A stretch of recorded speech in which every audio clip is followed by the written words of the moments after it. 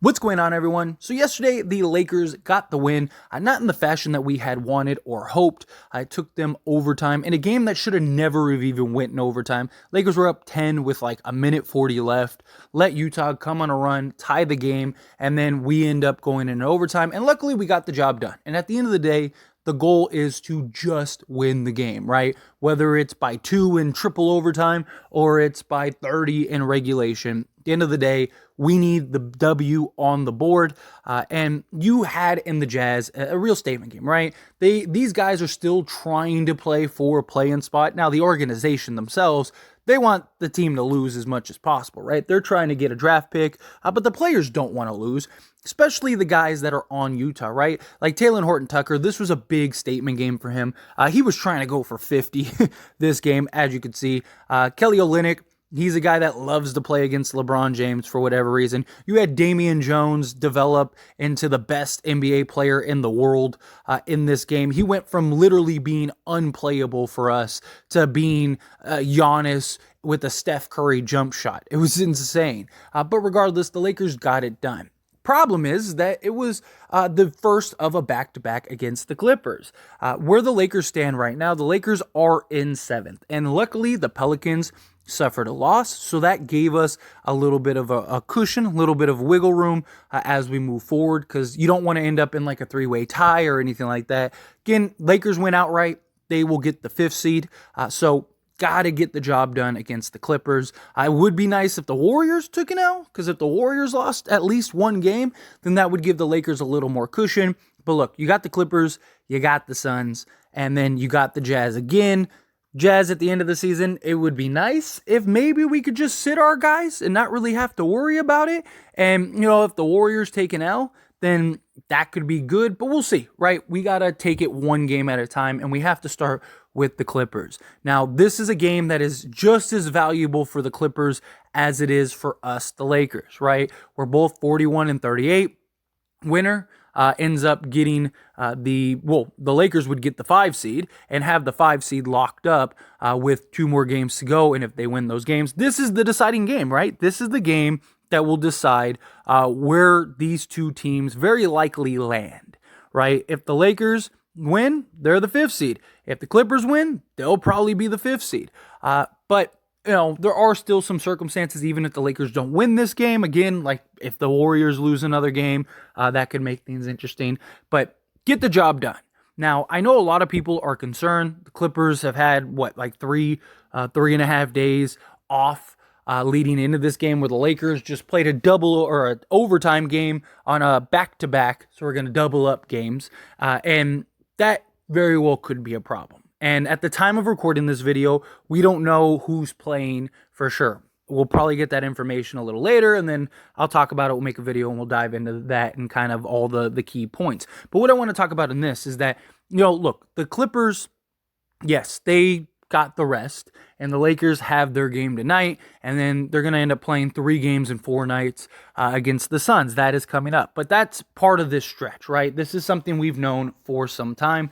Lakers have to get it done, right?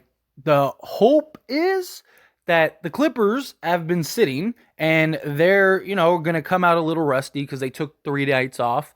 And the Lakers, who are just coming off of a game, will be in rhythm and locked down defensively. Because again, the Lakers played, they didn't even try. Like if you watch that game, Lakers were coasting that game.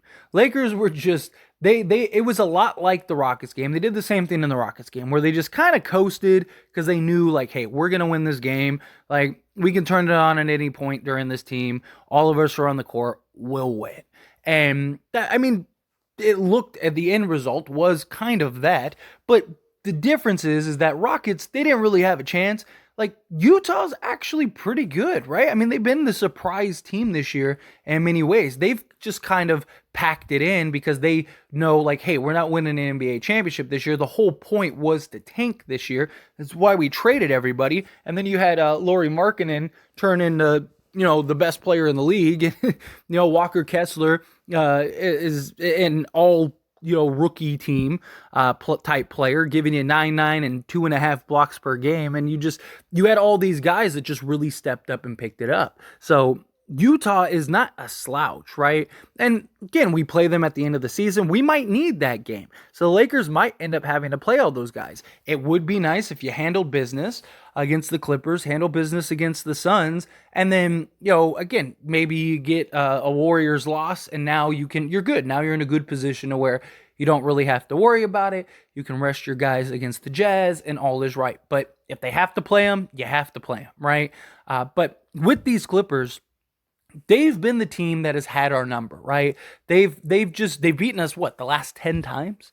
So that doesn't bode well, but here's the difference is that this team compared to the last 2 years of games, this year's team is much better matched than when we played them earlier in the season, right? Like we didn't have Rui Hachimura, Jared Vanderbilt. We didn't have Austin Reeves emerging into the player that he is, D'Angelo Russell, all of that, right? This is going to be a very big and important game for the Clippers, without a doubt. They don't have Paul George, right? So that is a positive in terms of the Lakers, and the Lakers match up much better because now you can throw bodies at Kawhi Leonard, where previously it was like, okay, well, we'll throw Troy Brown and Patrick Beverley on Kawhi Leonard, right? Like you're not winning games that way against the Clippers. But now it's like, oh, we can throw Jared Vanderbilt on Kawhi Leonard, right? Kawhi Leonard isn't super quick. You could throw Rui on Kawhi Leonard, and Kawhi Leonard isn't going to be able to bully and move Rui, right? Like you could throw Anthony Davis, LeBron James, we have bodies and options that we could throw at Kawhi Leonard. Again, you're not going to stop him, but you can make things very difficult, very challenging, just like we did against, the Pelicans and all these teams that we have faced along the way. So that is nice. That is a benefit. And then not having Paul George also eliminates one less player that is a star level player that we would have to guard and throw bodies at. Now it's just containing guys, throwing multiple looks at Kawhi Leonard and trusting LeBron and AD and everybody to really pick up the slack. Again, we don't know for sure if our big three are going to play. I imagine they will. Anthony Davis said, as well as the reports came out from the Lakers, that Anthony Davis is going to play in this back-to-back. They didn't say hey, if we have an overtime game or something like that, then he's not playing or anything along those lines. So my thoughts are Anthony Davis is going to play this game today, and let's go, right? He's a mismatch and a problem for the Clippers. We need to see a dominant, assertive Anthony Davis. That's what we need to see, right?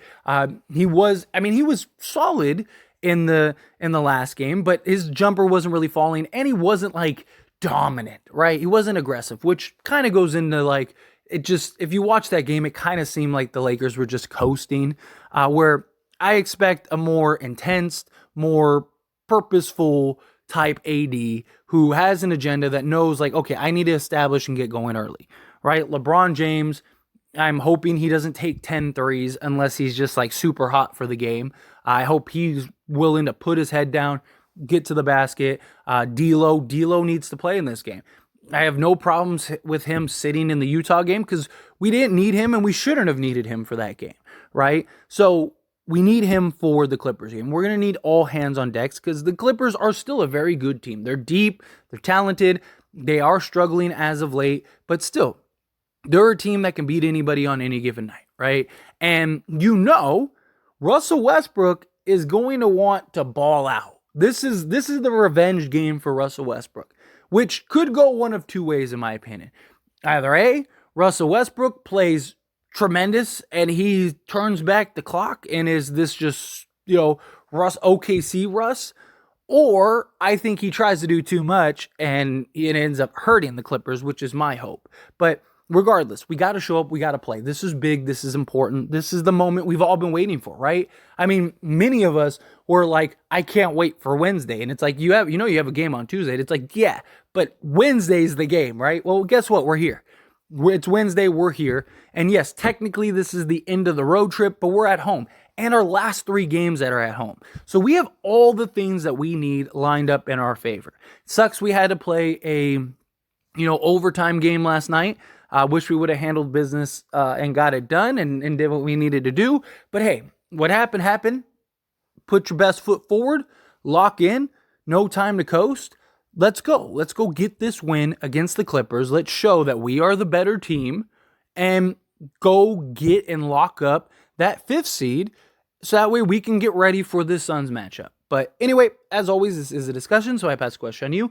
Let me know your thoughts and opinions down in the comments below. Do you agree? Do you disagree? Are you excited for this game? Are you not? Do you think we win? Do you think we lose? How do you feel? Whatever your thoughts are, love to hear it. Let me know down in the comments below.